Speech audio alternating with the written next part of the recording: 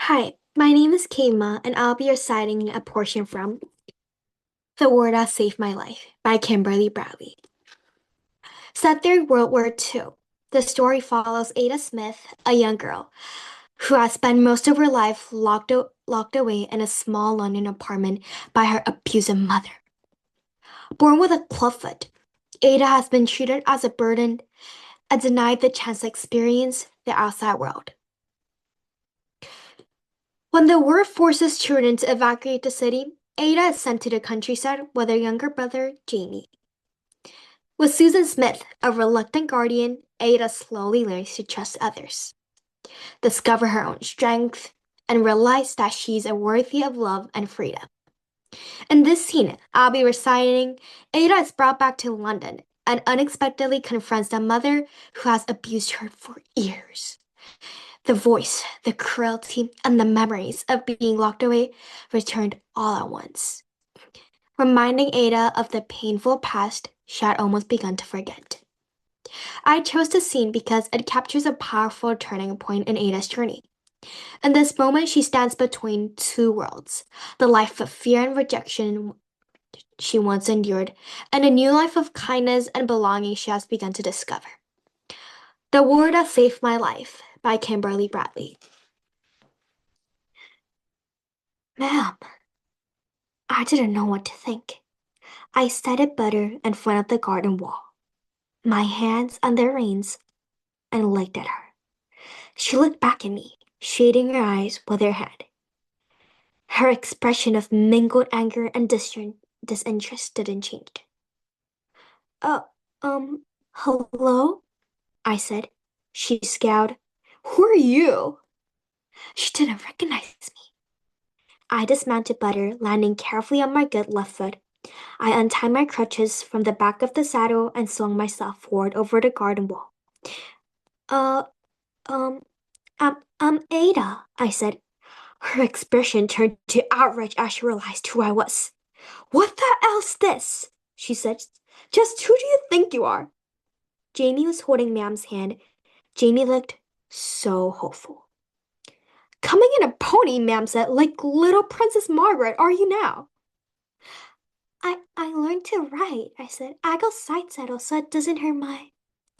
Ma'am thrust a batter envelope under my nose. And this, she said. What's the meaning of this, huh? I looked. It was one of Susan's letters. It was her handwriting on the envelope. Want some kind of operation, do you? Ma'am said. My heart leaped. They can fix my foot. The doctor said. Like hell, they can, Ma'am said. Isn't nothing going to fix that foot? First, I get a letter that says now I have to pay a government for taking my kids away 19 shillings a week, and the government wants me to pay. No one will make you, Susan interjected. And then here's this sent to the wrong place. Just got it, I did, and what is it but someone with a bloody cheek to be telling me what to do with my kids? And then here you are, all dressed up, coming in a pony, nose in the air, acting for all the world like you're better than everybody. No, ma'am, I said, like you're better than me. No, ma'am. Come on, Ma'am said, we're going home. Susan tried to argue. Ma'am turned on her and glared. You're telling me where I can take my own kids? You, a lazy slut in a fancy house. Ma'am went on from there, telling Susan off every possible ways. I felt myself grow cold, distant, far from all of them. My mind folded in itself. But no, I had to stay here. I had to stay present. I hadn't taken care of Butter. I started going back to the pasture. Where do you think you're going? Ma'am said. I need to untack Butter. He can't stay with his saddle on. Like Elle, come back here. We're catching the next train. I still moved toward Butter. Ma'am walloped me, caught me straight between the shoulders with a hard blow. I hadn't expected it, and I flew forward, scattering my crutches and scuffing my palms in the dirt. Jamie cried out. Tears came to my eyes. forgotten what Pinhead was like. I staggered to my feet. I'll take care of Butter, Susan said. Come on, Ada, Ma'am said. She had her hand on Jamie's neck, so I couldn't see his face.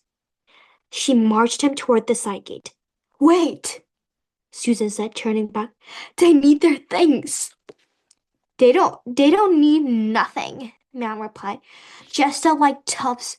You've done them no favors, letting them get above themselves. They don't need nothings. Not where they're going. Susan ran into the house anyway. She came out carrying a copy of Swiss Family Robinson. Take this, she said to Jamie, thrusting it at him. It's yours. Ma'am eyed the book suspiciously. He don't want that. I mean, what would he do with that? I don't want it, Jamie echoed. His hopeful expression had vanished. He looked petrified. I don't. No, I said. He doesn't. Don't make him take it. I silently begged Susan. It'll be worse for him if you do. Susan looked at me. Her face went blank. She slipped the book under her arm. I'll keep it for you, Jamie, she said. Ada, I'll take care of Butter. I promise I won't let his feet grow long again. Matt pushed Jamie through the gate. Susan said, No, she said. You don't have to. Ada, Jamie, you can stay with me. I'll fix it. I promise. You can stay. Ma'am scowled. Think you can steal my kids, do you? I'll go to the police, Susan said. They'll listen to you. They'll listen to us, Ada. You can't stay. The pause that followed seemed to last a lifetime.